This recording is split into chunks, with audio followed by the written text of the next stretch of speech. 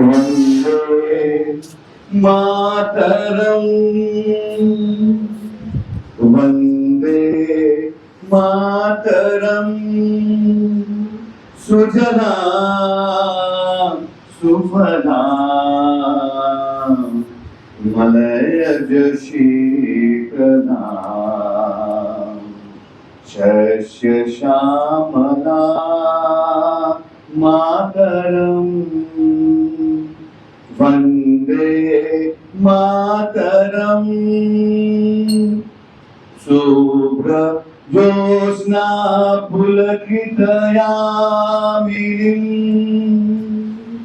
फुल्लकुसुमित भ्रुमदल शोभिनी सुहासिनी सुमधुर भासिनी सुखदां वरदां मातरम् वन्दे मातरम् वन्दे मातरम्।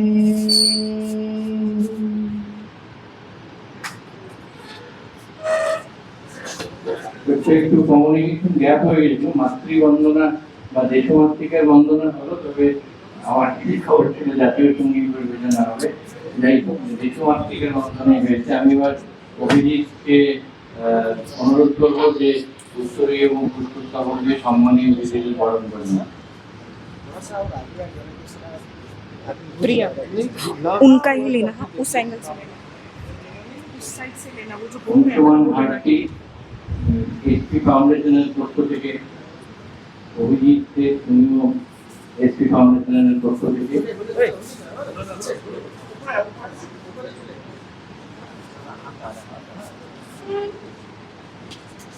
শ্রীমতী ঋতিকা গুপ্তাকে সংবর্ধনা অভিজিৎকে SP foundation.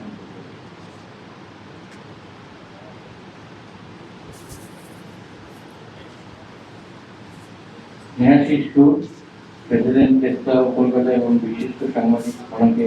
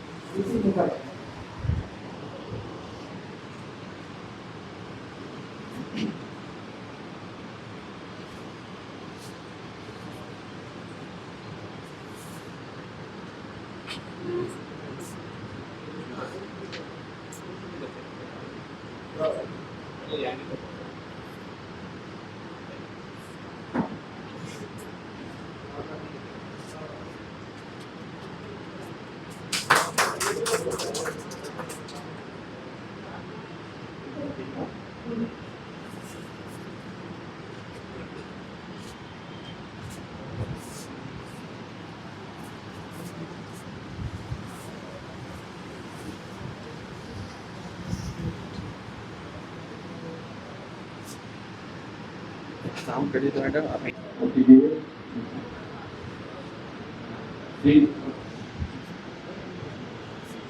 अमर गंगोपाध्यायকে অভ্যর্থনা জানাচ্ছে। প্রদীপ শুক্লাজিকে অভ্যর্থনা জানাবেন অংশুমান রায়।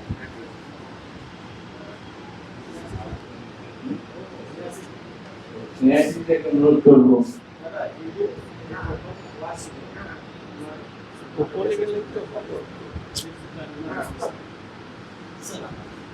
ऊपर चलिए सर, वहीं रहिए ना सर, ऊपर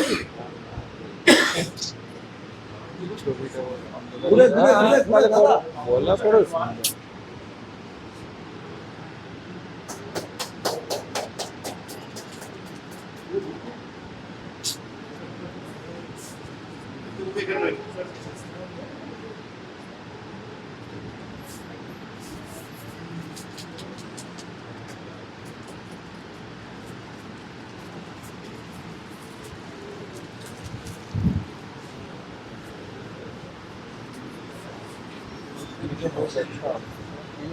এসপি ফাউন্ডেশনের পক্ষ থেকে শ্রী মুখ্যমান ভাট থেকে অনুরোধ করবো যে এই যে অর্গানাইজেশন, এই যে সংগঠন ঠিক কি উদ্দেশ্য নিয়ে শুরু হয়েছে এবং কি তার ভবিষ্যৎ কর্মসূচি তা জানাবেন।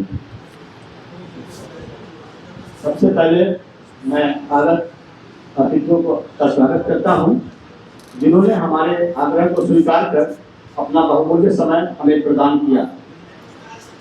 आप लोग सब जानते हैं कि कोलकाता का टाइम्स ऑफ इंडिया कहा जाने वाला सलमान अखबार पूरे हिंदुस्तान में पहली महिला करता धरता उस अखबार की सब कुछ रुचिका दी है। आप देखेंगे हिंदी अखबार, उर्दू अखबार, अंग्रेजी अखबार, किसी भी अखबार में रमा रवि जैन के बाद इस तरह की महिला नहीं हुई। उन्होंने अपना बहुमूल्य समय, अपना कीमती समय दिया। वो अधिकांश समय ट्रेवल करती हैं, लेकिन चूंकि हिंदी का पत्रकारिता का 100-200 साल हो रहा था और उन्होंने हमारे आग्रह को स्वीकार किया, वो आई। उनके लिए हम सभी उनके आभारी हैं। आप लोग एक बार जोरदार तालियों से उनका स्वागत करें। हमारे साथ वरिष्ठ पत्रकार और प्रेस क्लब के प्रेसिडेंट अध्यक्ष श्री स्नेहासी सूर हैं। मैं उनको आज से 20 साल पहले भी सुनता था, जब वो इंडियन म्यूजियम में एक छोटे से हॉल में अपना भाषण दे रहे थे। आज भी मेरे डायरी में वो नोट्स हैं, मैं लगातार उनको फॉलो करता रहा हूँ। इसके अलावा भी भारतीय भाषा परिषद में हिंदी पत्रकारिता का जब 30 मई को कार्यक्रम हुआ, उन्होंने अपना समय हमें दिया है। और एसपी सिंह फाउंडेशन के प्रति उनका यह प्यार हमें बार बार उनके प्रति अनुग्रहित होने के लिए प्रेरित करता है और हमें आगे बढ़ने के लिए प्रेरणा प्रदान करता है। इसलिए एक बार उनके सम्मान में आप लोग ताली बजाएं।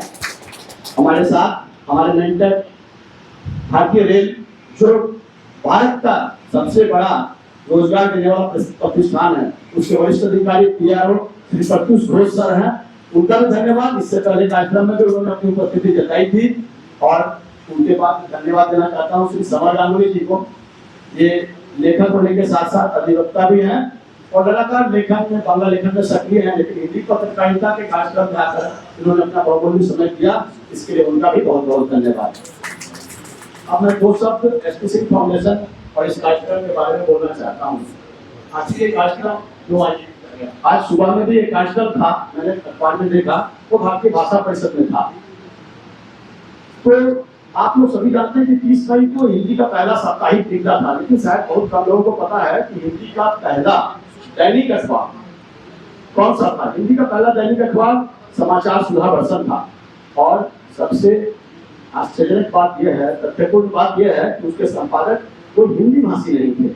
उसके संपादक बाबू श्याम सुंदर सेन थे और उसके प्रकाशक बाबू महेंद्र सिंह सेन थे, जो उनके ही भाई थे। भोगा बाबू के नाम से उनका बंगाल में परिचय था। और जब 2018 में स्नेहासी ने बांग्ला संवाद पत्रों का जो इतिहास लिखा, जो 2 खंडों में प्रकाशित है, तो मैंने उसमें देखा कि बहुत सारे तथ्य हैं जो बांग्ला पत्रकारिता के लोग थे, उन्होंने किस तरह से हिंदी में अपना योगदान दिया। जैसे कि मैं एक छोटी सी बात बोलता हूँ, आप लोग सभी प्रेमचंद से परिचित है। शायद ऐसा कोई लोग होगा हिंदी का जो प्रेमचंद को नहीं जानता होगा, लेकिन शायद ये बहुत कम लोगों को पता है कि प्रेमचंद जमाना नामक उर्दू पत्रिका में लिखा करते थे और उनको उल्टा करके हिंदी बंगलादेशी में छापा जाता था। तो बहुत दिनों तक प्रेमचंद ने कुछ नहीं कहा, लेकिन एक दिन अचानक उन्होंने संपादक को कहा कि ये तो ठीक नहीं है कि आप मेरी बात को उल्टा अनुवाद करके छापते हैं, तो आप मेरा नाम लेके छापा कीजिए। तो जब वो हिंदी बंगलादेशी में छपे, तब पूरे हिंदुस्तान में उनका नाम जाना। और शायद बहुत कम लोगों को पता है कि हिंदी बंगलादेशी किसी पैसे की कमी के चलते बंद नहीं हुआ था, वो 72 सालों तक चला और सबसे लॉन्गेस्ट चलने वाला अखबार था। और उसके साथ हिंदी बंगलादेशी का बांग्ला बंगलादेशी भी छपता था, लेकिन बंगलादेशी उसका नाम था। उसमें अधिकांश खबरें बांग्ला से उल्टा करके रखी जाती थी। मैं इन तथ्यों का इसलिए उल्लेख कर रहा हूँ कि आज जो हिंदी पत्रकारिता का जो सब्जेक्ट है, कलकत्ता हिंदी पत्रकारिता के 200 साल, जिसमें आप वक्ताओं को सुनेंगे, इसमें मेरी पुस्तक है।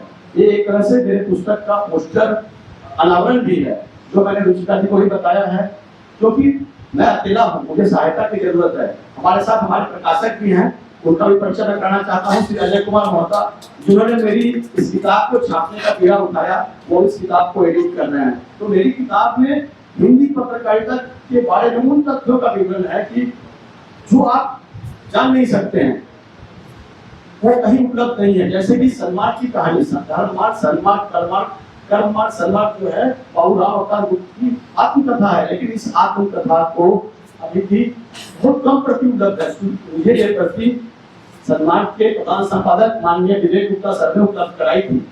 यदि मैं आप लोगों को बता दूं, क्योंकि मैंने बहुत प्रयास किया लेकिन कहीं से मुझे मटेरियल नहीं मिला था। मैं राष्ट्रीय पुस्तकालय में काम करता हूँ, इसलिए अधिकांश मटेरियल मेरे पास उपलब्ध है, लेकिन ये मटेरियल मेरे पास नहीं था। लेकिन विवेक सर ने वो मटेरियल मेरे घर तक पहुंचाया, और जब आप उसमें देखेंगे कि एक आदमी किस तरह से संघर्ष करके इस अखबार को खड़ा करता है, एक पत्रकार जो स्वयं अपने आप को पत्रकार ही कहता रहा। और सबसे बड़ी बात है कि जिस गर्भपात्री महाराज को वो अपना गुरु मानते थे, जब अखबार की बात आई तो उन्होंने नीतिगत सिद्धांतों से समझौता नहीं किया, और गुरुजी ने भी अपने शिष्य को आशीर्वाद दिया कि नहीं, वह अपने कर्म में है। अखबार का मतलब किसी का पक्ष लेना नहीं है, अखबार का मतलब निर्भीक है, वो समाज का वॉचडॉग है। हम लोग अखबार के लोग या यूट्यूब के लोग आज बड़े अखबारों की भूमिका बड़ी है, छोटे लोग छोटी भूमिका है, छोटे काम करते हैं। बड़े अखबार नैरेटिव को तैयार करते हैं, लोकमत बनाते हैं, चाहे वो बांग्ला का अखबार हो या हिंदी के अखबार हो या अंग्रेजी के अखबार। हालांकि अंग्रेजी की पत्रकारिता हमेशा अपने जड़ों से कटी रही, लेकिन बांग्ला और हिंदी हमेशा अपने जड़ से जुड़ी रही। भले ही आनंद विहार पत्रिका या टेलीग्राफ कलकत्ता से छपता हो, लेकिन उसमें अगर कोई हेडलाइन बनता है तो राष्ट्रीय खबर होती है। यह है पत्रकारिता की ताकत। पत्रकारिता को हम भाषा में नहीं भाग सकते हैं। अगर ये भाषा की बात होती तो आज यहाँ स्नेहाशीलता नहीं होते, प्रत्युषता नहीं होते। तो भाषा से प्रेम होना अलग बात है, लेकिन समाज से प्रेम होना। पत्रकार समाज का डॉक्टर होता है, और जो अखबार चलाते हैं आज उनको कितनी समस्याओं का सामना करता है अपने स्टाफ को रखने के लिए, इस संस्था को चलाने के लिए। वे लोग जानते हैं, हम लोग बाहर से सोचते हैं। एक समय था जब भारत मित्र जो पहला अखबार निकला हिंदी का, तो उसमें इतना अधिक विज्ञापन रहता था कि लोग कहते थे भारत मित्र नहीं, विज्ञापन मित्र है। तो इस तरह से हिंदी की पत्रकारिता का विकास हुआ। तो हिंदी पत्रकारिता के 200 साल में हम लोग जानेंगे। अब मैं विशेष बातें नहीं कहना चाहता हूँ, 2 लाइन और मुझे कहनी है। एक तो रुचिकर से आग्रह करता हूँ कि आपसे पूरे हिंदी समाज को आशा है, और आप अकेली महिला संपादक, पत्रकार और कर्ता धर्ता हैं, इसलिए आपकी सिर्फ सम्मान के प्रति जिम्मेदारी नहीं है, हिंदी पत्रकारिता के प्रति भी बड़ी जिम्मेदारी है जिसका आपको निर्वहन करना है। और यह एक संजय भी है कि आज उनके समय में हिंदी पत्रकारिता 200 साल पूरे कर रहा है। हो सकता है कि वो जब होती तो 150 साल पूरे करता, 175 साल पूरे करता, लेकिन आज उनके समय में हिंदी पत्रकारिता अपने 200 साल पूरे कर रहा है। तो यह उनकी नैतिक जिम्मेदारी बनती है कि वह अपना सहयोग, अपनी जो ऊर्जा है, अपनी जो सकारात्मक ऊर्जा है, वह कुछ इस ओर भी दे, ताकि अपने अखबार के विकास के साथ हिंदी भाषी समाज, ये जो हिंदी भाषी समाज बोलना गलत होगा, ये जो हमारा समाज है उसके विकास में योगदान हो। क्योंकि हिंदी की पत्रकारिता का इतिहास जब आप जानेंगे तो वे जानेंगे कि हिंदी का विकास कोई हिंदी भाषियों ने नहीं किया।